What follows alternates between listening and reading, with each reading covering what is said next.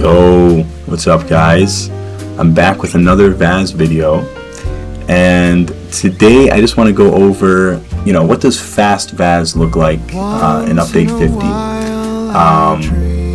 And so this should serve as a guide just for anybody that wants to get into some sweaty vAS, or wants to get into like a sweaty vAS core, pug or core, same thing. One thing I should say though is the main tank has some responsibilities that I won't really go over here. The main tank has to cancel a spit at the beginning. They have to bait breath. They have to get ohms to slap his tail and then cancel it. And they also have to prevent him from spinning during the kites. So they do have their own set of responsibilities. But luckily, Wonder Nuts has a really good video on all that stuff. And it might be a couple patches old or so, but it's still the same thing. Everything applies, and it's a very good video. So if you're a main tank, I would go over there and check that out.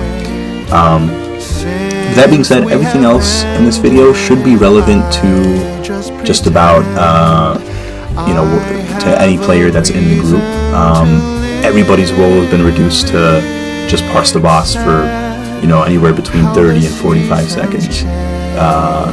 Like a good vAS pug can do like 40 seconds or less combat time right now. That's a realistic standard, which is incredible to say, and just goes to show how much power creep there has been recently. But that being said, I guess we can get right into it. I'll show you sort of what do I do for my bridge, my pre-buff, the boss fight, and then I'll go over an example roster comp that I have for like an open vAS, or if you want to make a vAS core, again, you can use that too. But yeah, okay, so this POV, it's on a Nightblade. People are stacking Nightblades a lot this patch. It doesn't have to be that way. Pretty much every class is hitting Hardened here right now. But yeah, Nightblade is the most common, so that's what I have here. This is my best parse of the patch, so thankfully it did happen to be recording when I got this parse. So, okay. Right off the bat here, you'll see that I have 5 setups. My first is out of the frame, but the first is a door setup, and that's just I do toggle and channeled acceleration on the door, and then for the bridge, I put on Vamp Mist. So Vamp Mist is really good. Like, it'll gain you like a second or a little bit more on the bridge. So if you're not a Sorc, you basically should be Vamp Misting. Or if you're an Arcanist, you have your Portal too. Or also if you're a Warden, you can Leech too. But anyway, for the bridge, you want to do like a Warlock plus Seducer, or like light armor with mag enchants type of setup, so that you can pump out more of these Vamp Mists. Wild Hunt is really good, because when you pair it with Major and Minor Expedition from Rapids, say someone's throwing out Rapids on the door, then with Wild Hunt, in between your Vamp Mists, you'll be at max movement speed. So W key will be enough in between your Vamp Mists if you have that set up. Like a Swift Wild Hunt. You don't have to sprint in between your Vamp Mists. So that's pretty good. That's basically what I got going on there. And actually, one more thing to note is in this crypt setup, which crypting is like more advanced. I don't really want to go over that for this video. But essentially, you can do like a bunch of people crypt on the bridge, and some other people do like a horn and a barrier. It just requires a lot of team coordination. That's a good thing to set up if you have like a core. But in this crypt setup, I have an on-soul pre-buff setup too. So if you're watching this video, I'm assuming you already know about this. If not, there is an exploit in the game right now where you can cast an ability with a cast time and then consume a stun potion, and it'll interrupt your cast time ability, and it'll proc On School and Veiled Heritance if you have those two sets on. And so you'll get the Veiled Inheritance buff. For the Onsul, you do need to keep at least one piece of Onsul on your character in your next setups. So all throughout the boss fight, I'm keeping like an Onsul shoulder piece on, I think, in place of like a slime prop. What else here? For Veiled Inheritance, you don't need to keep a piece on. Okay. First thing I want to say, when you're on the door and you interact with the door, you want to hit your W key right after the interaction and hold your W key down. When the screen goes black and your character is going through the door, he's already moving on the other side. So if you're holding down your W key, you're going to get a little boost on the bridge. So you should see it. I'm doing it here. Okay, so it looks like I'm not doing it actually. So if I was doing it, you would see me walking into the door right now, but I'm not doing it. So because I didn't do it, yeah, it looks like I have my back right up against the door. If I did do it, I would be somewhere around where this guy is. So that is a mistake there. Okay, so here I'm going to do my 5 Vamp Mists, and then I'll hit my abilities to pre-buff. And if you caught it right there, there was the Channeled Acceleration and Stun Pot for Onsul. So there it is. And looks like I may have been on the wrong setup because I did not get the Onsul buff. So I don't know if this is Veiled Inheritance. I don't know what this is. I think perhaps I didn't get both of them. Okay, so when you walk into the room, you throw down a Mage's Rune. And you can throw that anywhere in the room because Olms is pretty much guaranteed to either jump over it or on top of it, both of which will proc your rune. And then you can Endless Hail.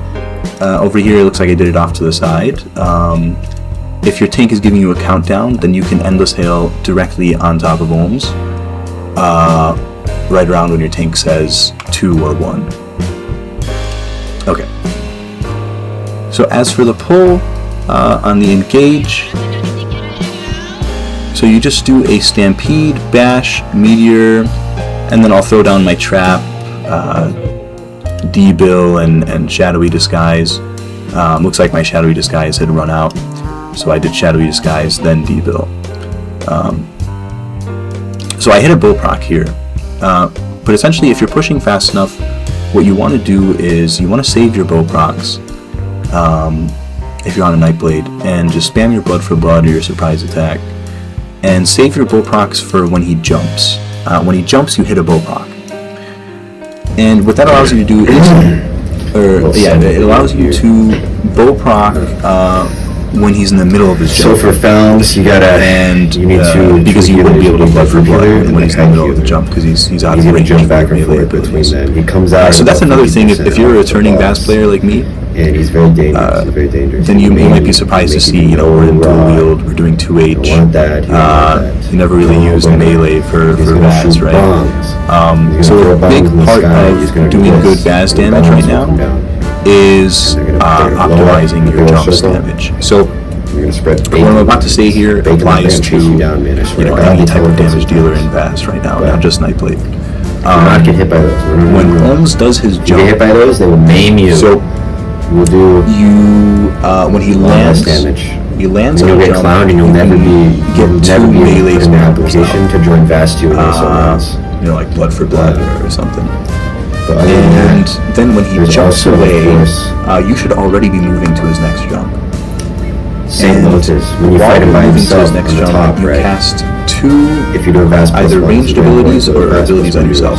So you gotta make sure that when he jumps here, let's see what I do. His little jumps here, guy that he spawns in, he's very dangerous. Very dangerous. The spells he will use are very powerful. Very so he jumps to the back of the room.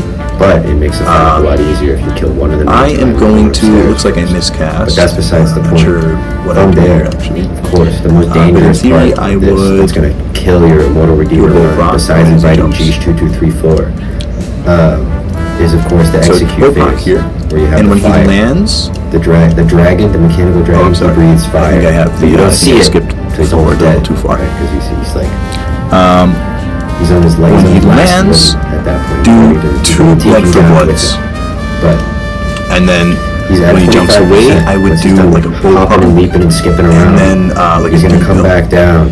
And he's gonna start by that time fire I should be everywhere, man. in It's range gonna be all over. It's gonna be all over the front. It's gonna be all over the back. So for any DD vAS, when he's jumping, changes you need each time 2 abilities pretty much. Either the entrance area the space is gonna be completely free of fire.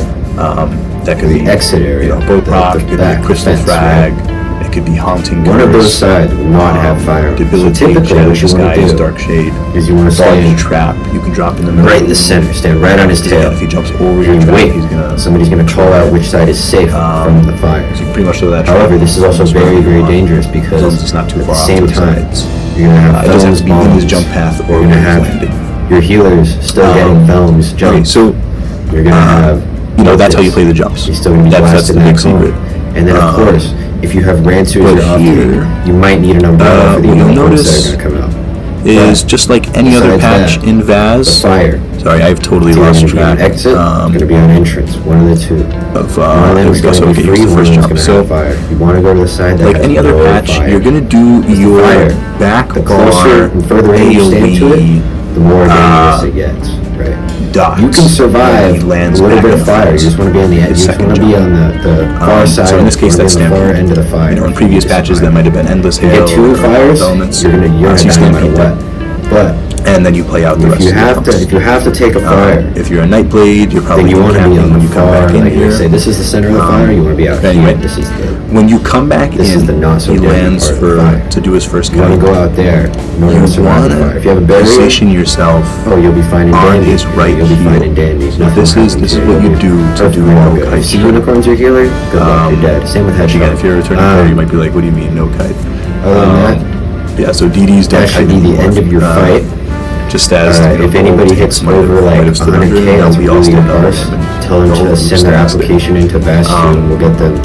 So you want to hug this right heel. So you see my body is right up against that right heel before he kites. Like the whole 3 minutes, and actually it does look like I'm wobbling around a lot. 250. But essentially I'm staying right under his right heel.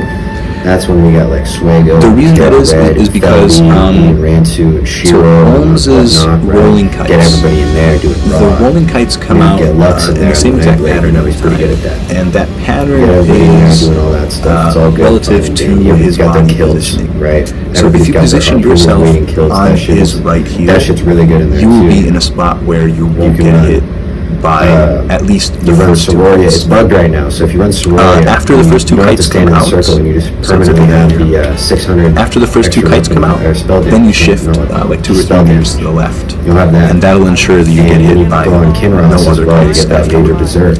If you And don't the shift to kill the makes left, up for all the you'll get crits, so hit you by don't go one assault, rolling kite, right? You make sure you and you'll be backstab fine. those, that's good.